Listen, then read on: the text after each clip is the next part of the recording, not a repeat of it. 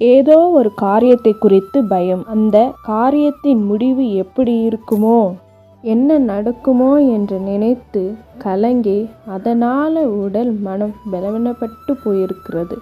ஆனால் கர்த்தர் சொல்கிறார் ஆதியாகமம் 15:1, நீ பயப்படாதே, நான் உனக்கு கேடகமும் உனக்கு மகா பெரிய பலனுமாயிருக்கிறேன்.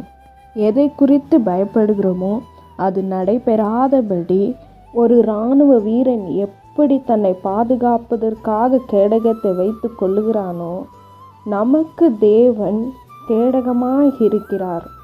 பாதுகாப்பாய் இருப்பது மட்டுமல்ல, நம்மளுடைய பயத்தில் பலவீனத்தில் அவர் நமக்கு மகா பலனுமாயும் இருக்கிறார்.